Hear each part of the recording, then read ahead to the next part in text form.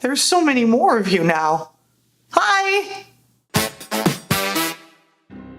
My most humble regards to YouTuber Tarks Gauntlet for recommending my channel to his viewers. If you're interested in honest video game reviews, check out his channel. That link is of course in the description below. Today's dumpster find has a very special place in American history. This is 1958's Attack of the Puppet People, starring John Agar, whom we have encountered in the previous dumpster find of Zontar the Thing from Venus. He is very calm for someone whose obviously possessed wife just threw a flying shitfish at him. June Kenney, known by most 50s horror film fans as the girl they had to keep putting on boxes so she'd fit in the same shot as Robert Reed in Bloodlust. And John Hoyt, whom you might recognize from various Perry Mason episodes.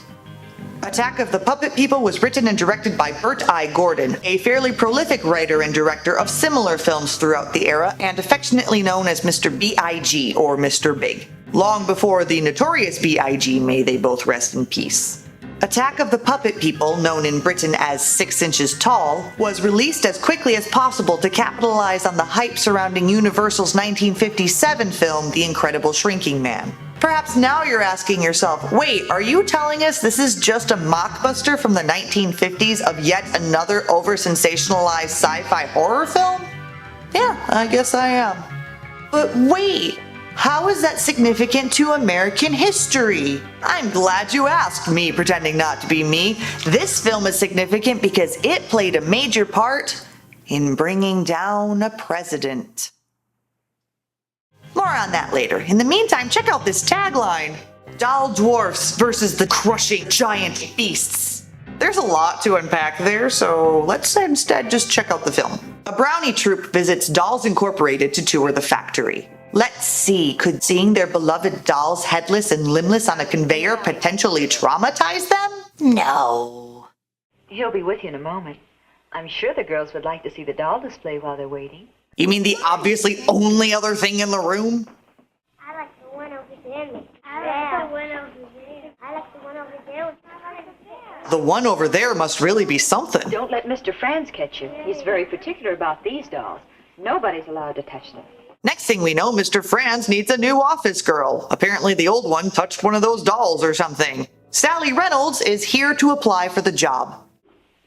Do you like my dolls? There's a pickup line. Lovely. You treat them like real people. Oh, but of course they're my friends. Not to judge too quickly, but I get the impression Mr. Franz could stand to get out and socialize some more. After he determines that she does not have much work experience, but she lives alone, he insists that she take the job. That's not suspicious, is it? No. She tries to decline, probably because she's kind of creeped out, but he talks her into trying it out for at least a little while. Yes, Mr. Graham. I understand you had a secretary named Janet Hall. Yes, Miss Hall used to work for me. Mr. Grant is Janet Hall's new employer, and Janet never showed up for work at her new job last week. The name of the film is Attack of the Puppet People. Creepy doll guy's secretary wanted to leave the company. She must have just gotten lost on her way to work. Here comes Bob Wesley, the best salesman in St. Louis. How do we know that, you ask? I'm Bob Wesley, the best salesman in St. Louis. You mean old Ernie? The funny thing, 2 days before he was to retire and get a pension, he disappeared. Yes, sir. Started out one morning with his mail sack and never came back.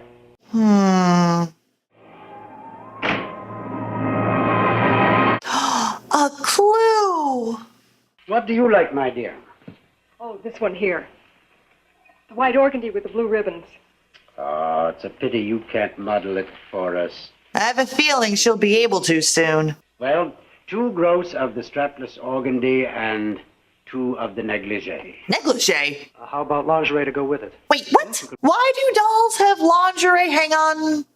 Forget I asked. An old friend comes by to visit and reminisce. How's your dear Emma? Emma, the girl with the beautiful golden hair, your wife. You probably should have started with that title. He might have remembered sooner. she left me. Well, don't you feel like an asshole now?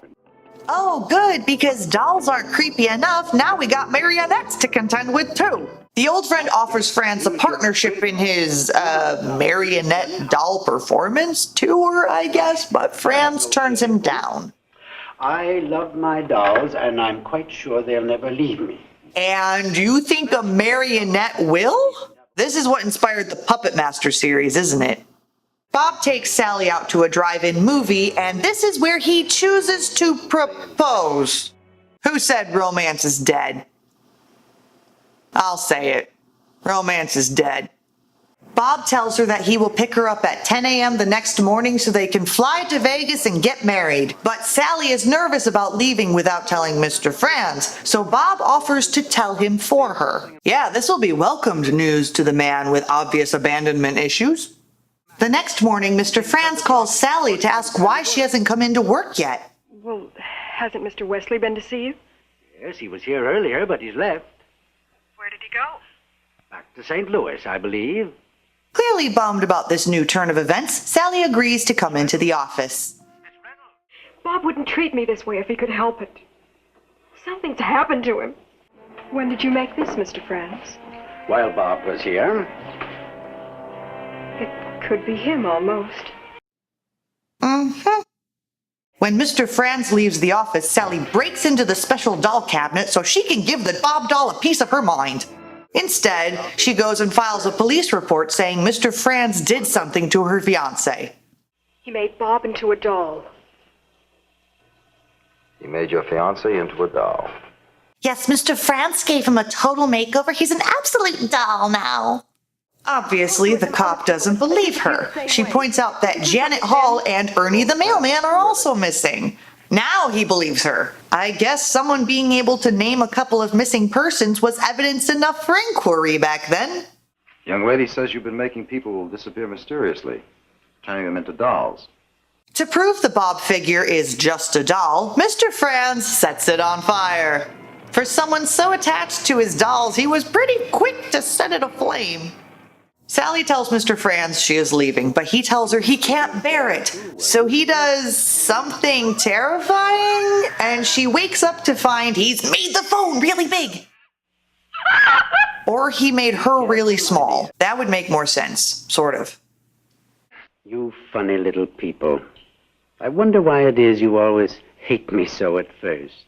I can think of a tiny little reason or two. When Bob demands to know what Mr. Franz did to them. When I push it closer to the wall, the picture becomes smaller. Being of an inquiring mind, I asked myself one day if I couldn't do the same with living things. So you just moved the camera back and forth? Well, I could have told you to do that. Mr. Franz claims he has to first break down the living being into energy. I soon found out that the most practical way of causing this change was to break down the molecular structure by means of high-frequency vibration.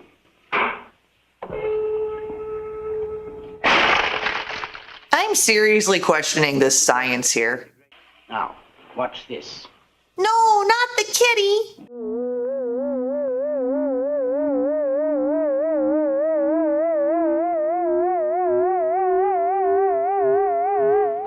Now watch the cat.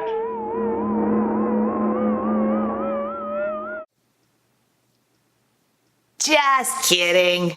Somehow this makes the cat not only evaporate, but apparently reassemble in a different spot. Shouldn't there, by that same logic, be a tiny little drinking glass around there somewhere? I must go and get some of the other little people who live with me. All the little people, where do they all belong? In a little glass cabinet, apparently. It's a happy little reunion when everybody wakes up. Here's the thing, none of these people are Janet the secretary or Ernie the mailman. Where were they supposed to have gone? To celebrate this reunion, Mr. Franz has all of the miniature fixins. And a miniature bottle of champagne. And a glass big enough for you ladies to bathe in it. Poor Bob and Sally. There's no one your size who can marry you.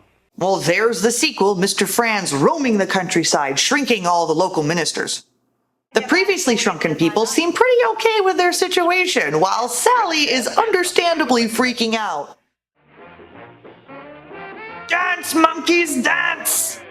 Mr. Franz forces Lori to sing, and he apparently has her conveniently outfitted with a tiny little microphone and studio quality sound. You're a dolly, you're a dolly. Meanwhile, the old friend stops by again to talk about his opening night for his marionette show, because that was apparently a thing in those days? Yes, folks, that was a thing at all. Who'd have thunk?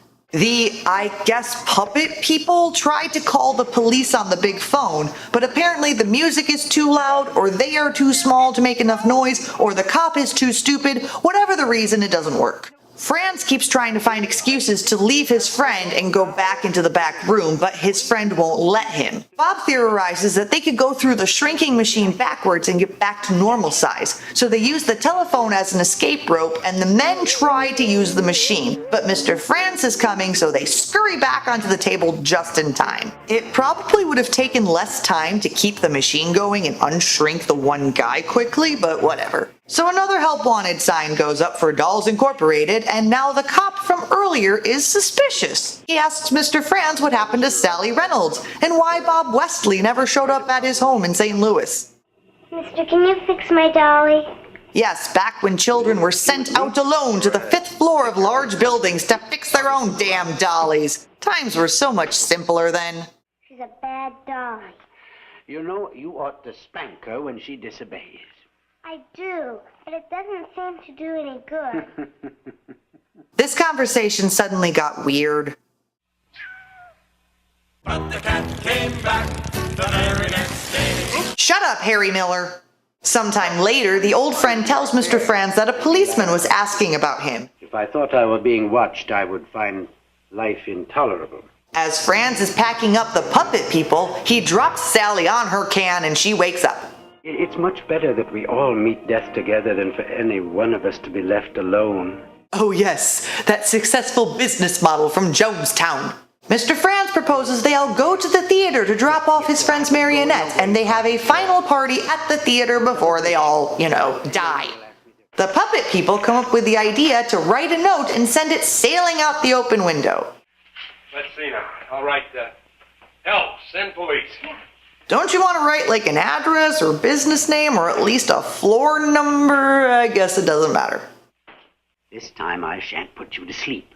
You've been very good. This is your reward. To be awake as they roll around in a suitcase, you're too kind.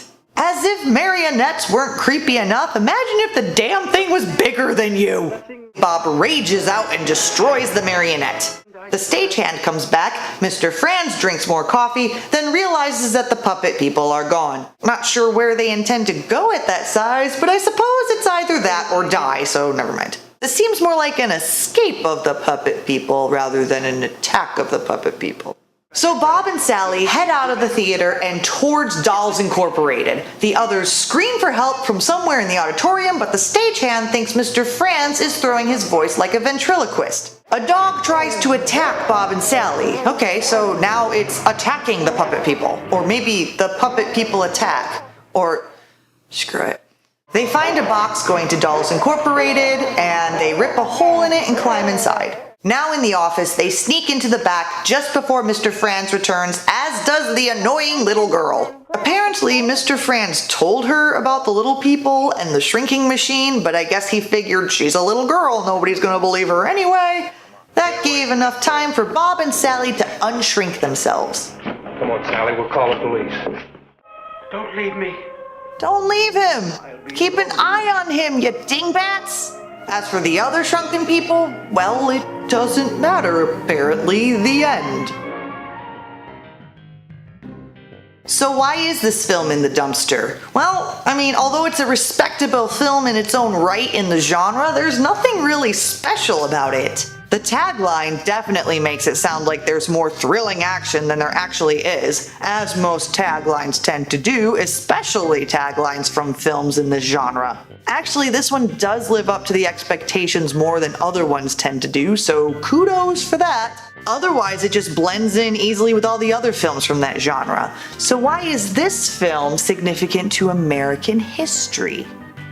Let's go back in time. Well, okay, we kind of already did by watching the film, but let's go a little bit further ahead than that. 1972. Richard Nixon was the President of the United States and was running for re-election. Before the election that year, a major political scandal was discovered that has since earned the name Watergate. For those of you not familiar with the details of Watergate, here is a very basic rundown. In 1972, a bunch of guys formed a fundraising organization called Committee to Re-elect the President, aptly abbreviated to CREEP, and decided to give themselves a bit of an unfair advantage by spying on the Democratic National Committee headquarters using wiretaps and recording devices. One man hired by these creeps was former FBI agent Alfred Baldwin III. And no, he is not one of the Baldwin brothers. I mean, he maybe had brothers, but not these guys.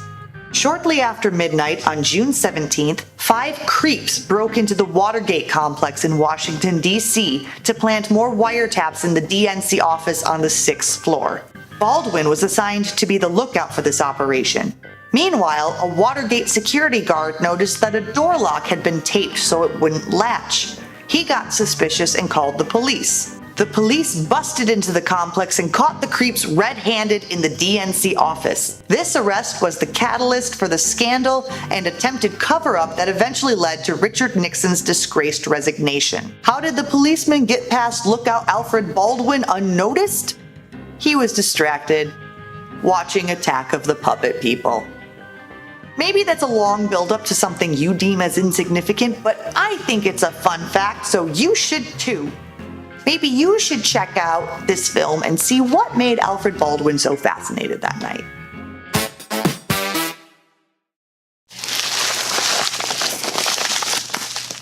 You never know.